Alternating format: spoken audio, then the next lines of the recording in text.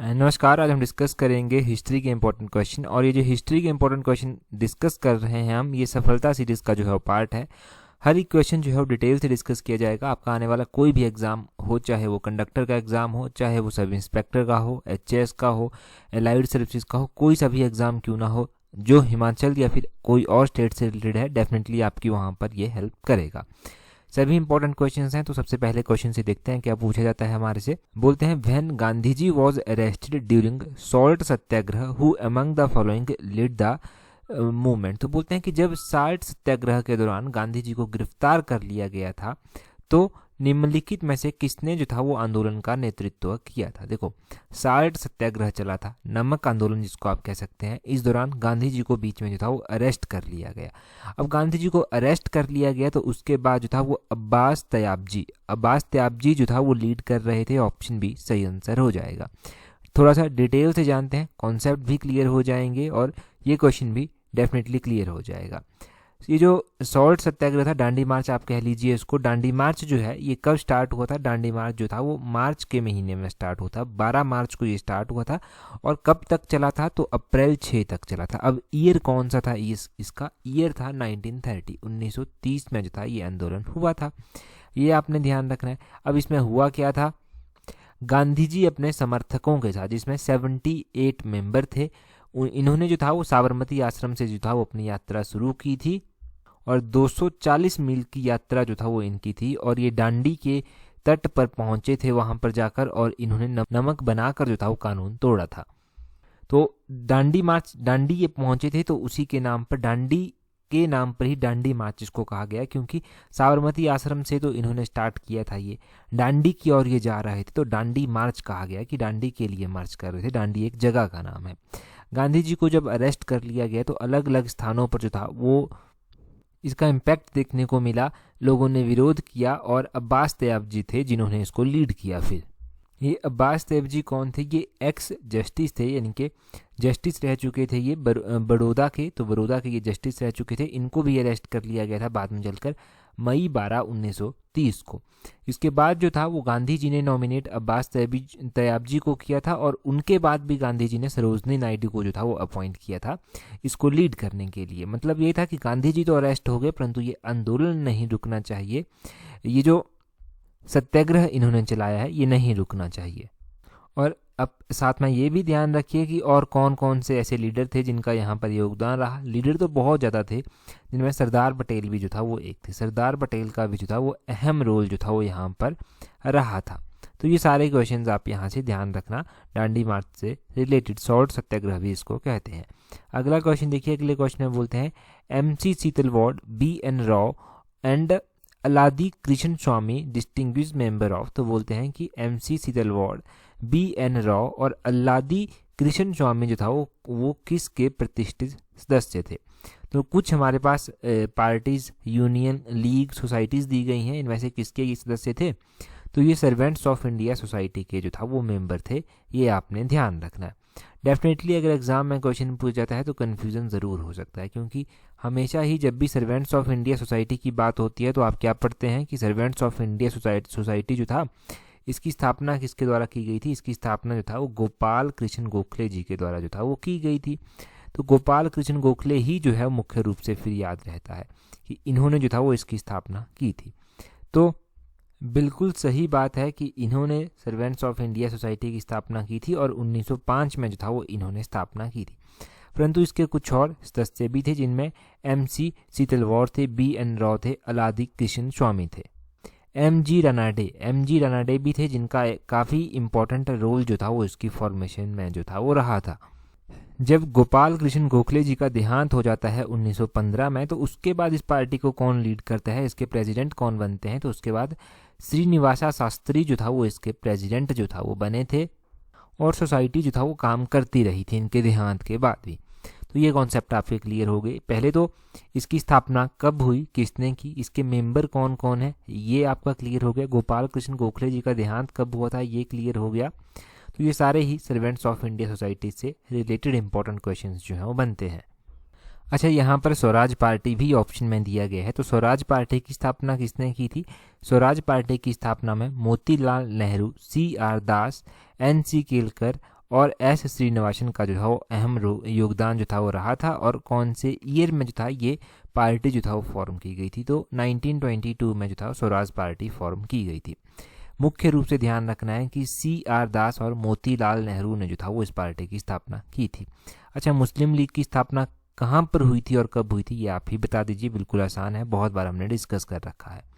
अगला क्वेश्चन देखिए, बोलते हैं which legislation for the first time used the term scheduled caste. तो बोलते हैं कि शेड्यूल्ड कास्ट टर्म जो था वो पहली बार जो था वो किस कानून में जो था वो इसका प्रयोग किया गया था। तो अनुसूचित जाति के बारे में पूछा गया है।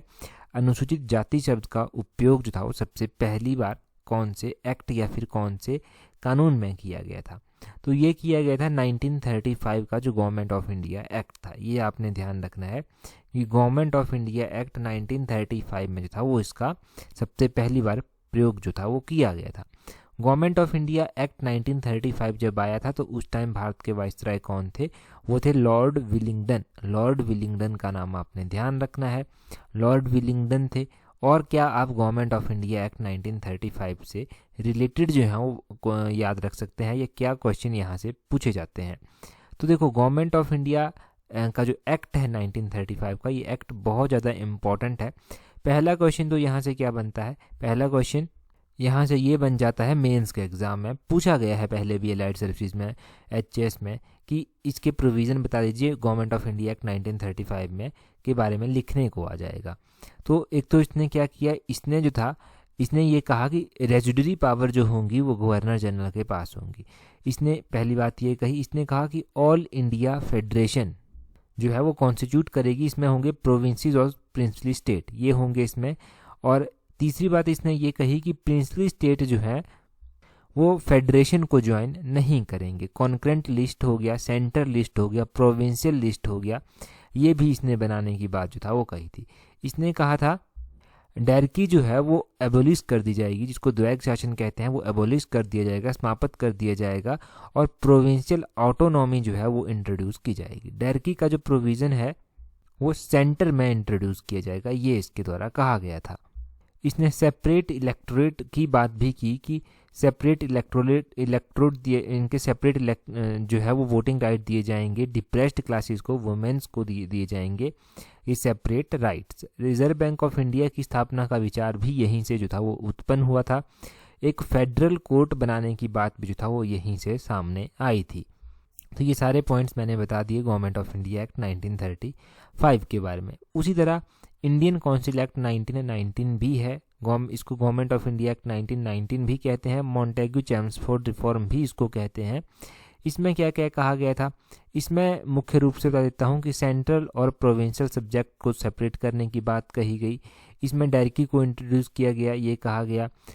इसमें कहा गया कि जो वोटिंग राइट होंगे, फ्रेंचाइज होगी, वो लिमिटेड पीपल्स को दी जाएंगी। उनका बेस रखा जाएगा प्रॉपर्टी, उनकी प्रॉपर्टी कितनी है, टैक्स कितना देते हैं, उनकी एजुकेशन क्या है, उस आधार पर जो है वोट देने की बात कही गई। तो ये दो एक्ट हमने जान लिए, इंपॉर्टेंट थे दोनों के दोनों। अगला क्वेश्चन देखिए, बोलते हैं who among the following was the author of Anand Math. बिल्कुल आसान क्वेश्चन है, बोलते हैं आनंद मठ के लेखक कौन थे। तो आनंद मठ नामक ये जो किताब थी, बुक थी, पब्लिशन थी, ये थी बंकिम चंद्रा चटर्जी की। ऑप्शन ए सही आंसर है। बंकिम चंद्रा चटर्जी के द्वारा जो था वो आनंद मठ लिखा गया था। अच्छा, ये जो आनंद मठ था ये कौन से ईयर में पब्लिश हुआ था, तो ये 1882 में जो था वो पब्लिश हुआ था। कौन से ईयर में, 1882 में ही पब्लिश हुआ था, बंकिम चंद्र चटर्जी के द्वारा पब्लिश किया गया था। इसमें एक विद्रोह के बारे में भी चर्चा की गई है। तो ये नोबल बेस्ड है, सन्यासी रेवलन के बारे में, सन्यासी जो एक विद्रोह है उसके बारे में जो है ये है। और जो हमारा नेशनल सॉन्ग है वंदे मातरम, वो भी जो है वो इसी में ओरिजिनली जो है वो पब्लिश हुआ है, या फिर ये कह लीजिए कि इसी ग्रंथ से जो है, इसी नोवेल से जो है ये हमारा नेशनल सॉन्ग वंदे मातरम जो है वो लिया गया है। और ये जो सन्यासी रिवोल्ट है ये कौन से ईयर का है, तो ये 1763 से 1800 तक जो था वो चला था। इसी के बारे में, इसी की चर्चा जो है यहाँ पर की भी गई है आनंद मठ में, ये भी आपने ध्यान रखना है। अगर आपने सफलता सीरीज़ की सारी वीडियोस देखी हैं तो एक बार पहले ये क्वेश्चन सन्यासी रिवोल्ट का इन डिस्कस जो है वो हो चुका है।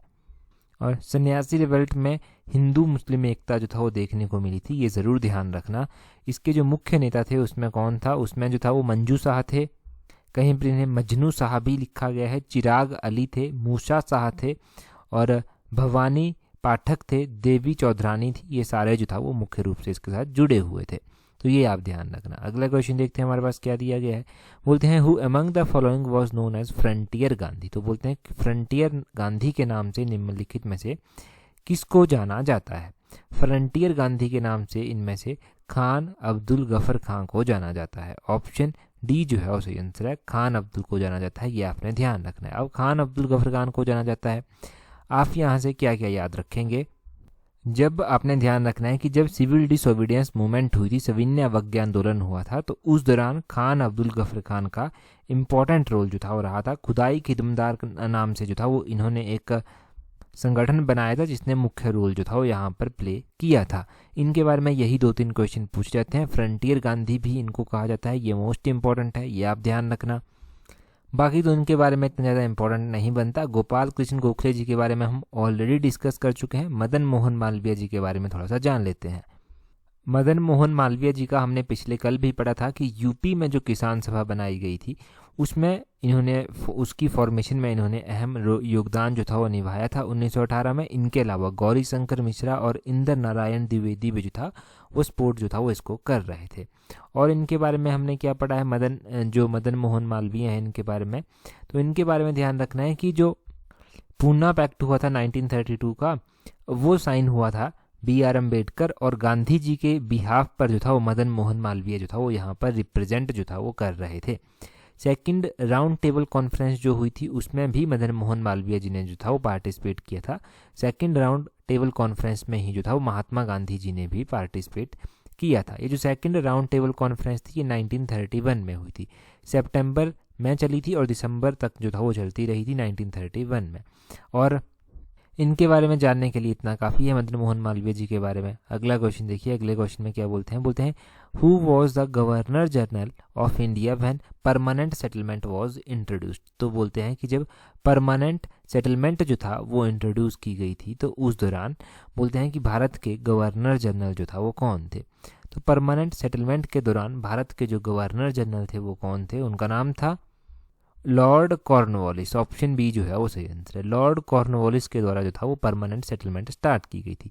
बंगाल हो गया, बिहार हो गया, उड़ीसा हो गया, वाराणसी हो गया, कर्नाटका का नॉर्दर्न हिस्सा हो गया, ये सारे इसमें आए थे। इसने जो था वो 19% ऑफ ब्रिटिश इंडिया को जो था वो कवर किया था। और 1793 में जो था ये बंगाल में इंट्रोड्यूस की गई थी। कब? 1793 में। ये आपने ध्यान रखना है। अब लॉर्ड कॉर्नवालिस के बारे में आप और क्या ध्यान रख सकते हैं, इनके कार्यकाल के दौरान जो था वो थर्ड मैसूर वॉर भी हुआ था, एंग्लो मैसूर वॉर 1792 में जो था ये हुआ था।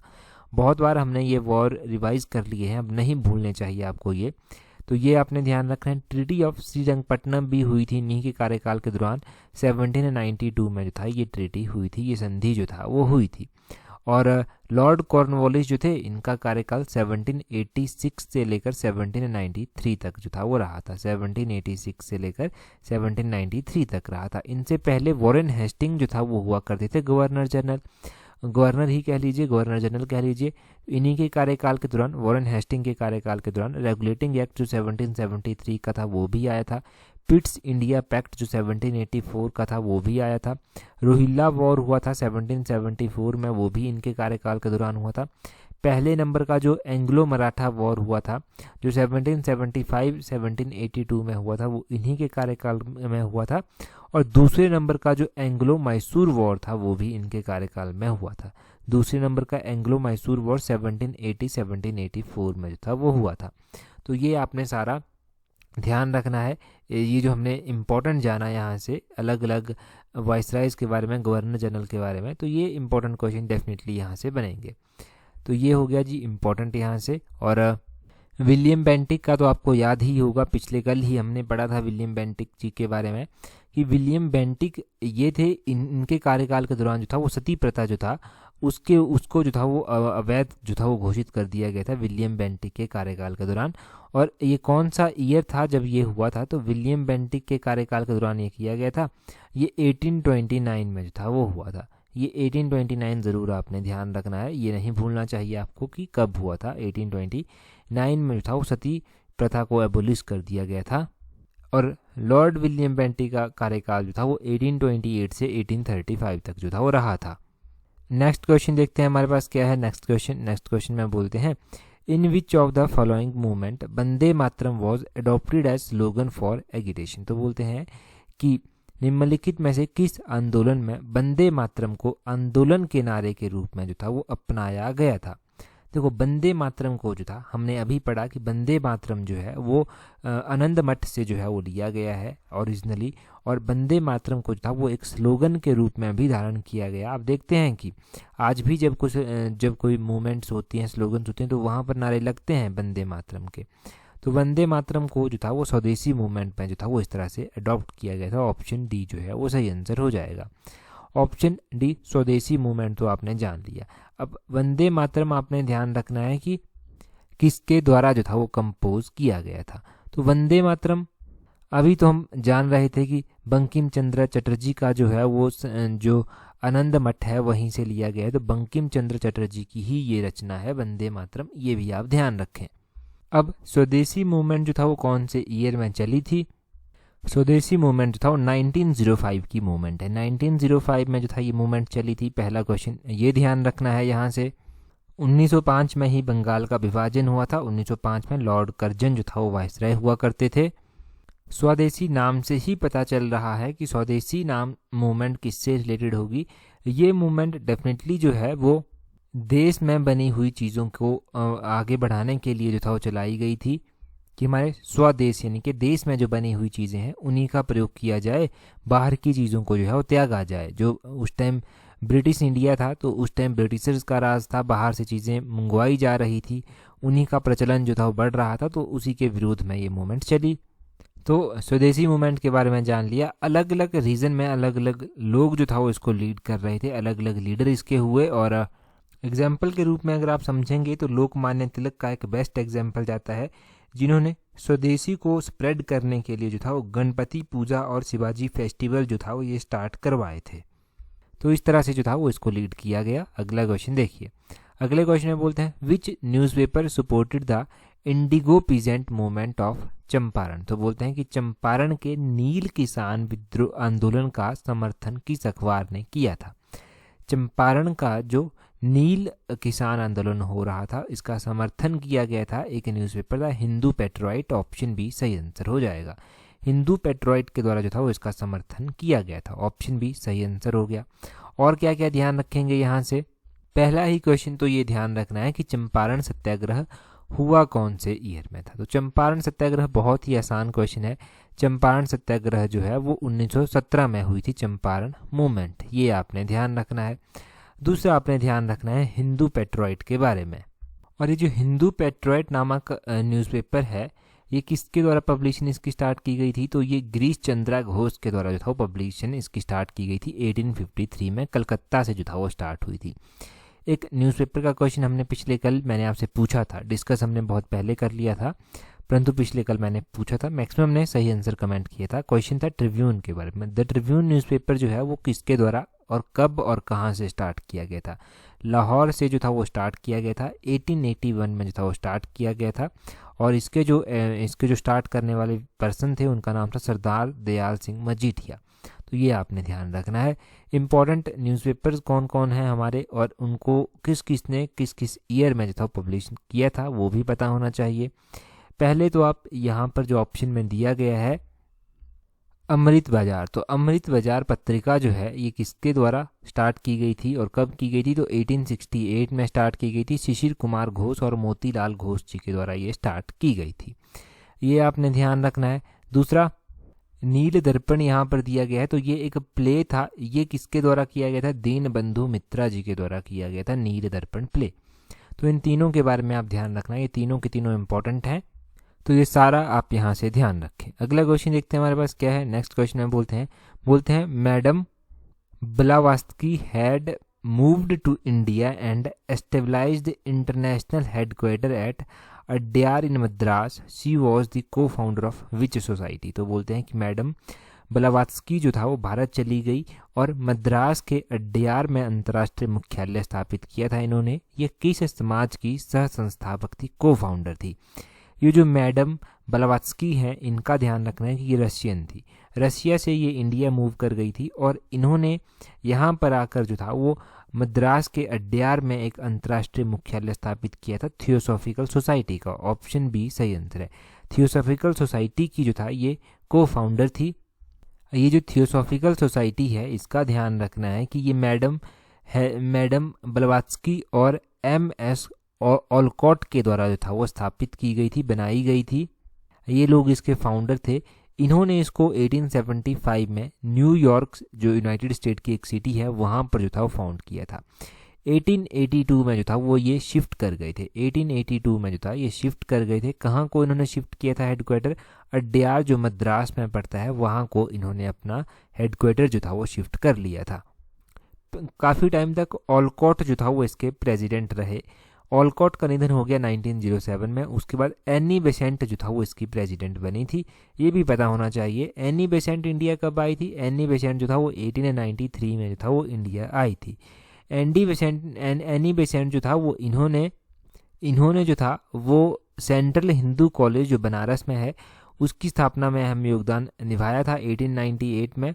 और ये जो कॉलेज यहाँ पर बनाया गया था इनके द्वारा, यहाँ पर हिंदू रिलीजन की एजुकेशन भी दी जाती थी और वेस्टर्न साइंटिफिक एजुकेशन भी दी जाती थी। या कहिए कि वो सब्जेक्ट भी जो था वो बाद में यहाँ पर पढ़ाए जाते थे। ये जो सेंट्रल हिंदू कॉलेज बनारस में इनके द्वारा बनाया गया था, बाद में चलकर इसको जो था वो बनारस हिंदू यूनिवर्सिटी के नाम से जाना जाने लगा 1916 में। इसी तरह आपने ध्यान रखना है कि होम रूल लीग भी ऑप्शन में दिया गया है। तो होम रूल लीग मूवमेंट जो था वो 1916 में हुई थी। 1916 में जो था ये मूवमेंट हुई थी और इसके जो मुख्य लीडर थे वो कौन कौन थे? इसके मुख्य लीडर जो था वो एनी बेसेंट थे और एनी बेसेंट के अलावा जो था बाल गंगाधर तिलक थे। इनके द्वारा जो था वो इसको बनाया गया था, चलाया गया था होम रूल लीग मूवमेंट को। और प्रार्थना समाज भी ऑप्शन में दिया गया है। तो प्रार्थना समाज के बारे में भी आपने ध्यान रखना है कि प्रार्थना समाज जो है ये जो था वो 1867 में जो था वो बॉम्बे में फाउंड किया गया था केशव चंद्र सेन के द्वारा। इन्होंने जो था वो सहायता ली थी यहाँ पर आत्माराम पांडुरंग की। तो 1867 में केशव चंद्र सेन ने आत्माराम पांडुरंग की सहायता से जो था वो प्रार्थना समाज की स्थापना बॉम्बे में जो था वो की थी। ये ध्यान रखें। इसका एजेंडा बड़ा ही सिंपल था। ये 4 पॉइंट्स के ऊपर मुख्य रूप से इसका एजेंडा था। एक तो कास्ट सिस्टम को ये डिसअप्रूव करता था, वुमेन एजुकेशन को प्रमोट करता था, विडो रीमैरिज की बात करता था और ये बात करता था कि मेल और फीमेल की जो मैरिज की एज है उसको इंक्रीज किया जाए। और ब्रह्मो समाज के बारे में तो आपको पता ही है कि 1828 में ये स्थापित किया गया था राजा राम मोहन रॉय जी के द्वारा। तो ये सारे आपने जान लिए यहाँ से कि कौन कौन सा सभा, कौन कौन सी सोसाइटी, कौन कौन सा लीग किस किस के द्वारा जो है वो स्थापित किया गया था। अभी जो आपके लिए क्वेश्चन है जिसका आंसर कमेंट करके आपको बताना है। पिछले कल हमने सफलता सीरीज में ही डिस्कस किया था। क्वेश्चन है which one of the following is not correct about the cabinet mission plan. बोलते हैं कि कैबिनेट मिशन योजना के बारे में निम्नलिखित में से कौन सा कथन सही नहीं है। तो जितना भी आप यहाँ से बता सकते हैं, पहले तो ऑप्शन क्वेश्चन का आंसर बताना सही और कैबिनेट मिशन के बारे में जो भी आपको जानकारी है वो आप डेफिनेटली कमेंट करके बताएं। आपको डेफिनेटली यहाँ से हेल्प मिलेगी, जैसे कि पहले भी मिलती रही है। टेलीग्राम पर ज्वाइन कर लेना, ये क्यूजीज आपको वहाँ पर मिल जाएंगे। टेलीग्राम पर ज्वाइन करने के लिए अपने टेलीग्राम से @allexam31 सर्च करना, इस तरह से टेलीग्राम चैनल मिल जाएगा। तो आज की वीडियो में इतना ही काफ़ी है। That's all for today. Thank you very much for watching and listening it very patiently.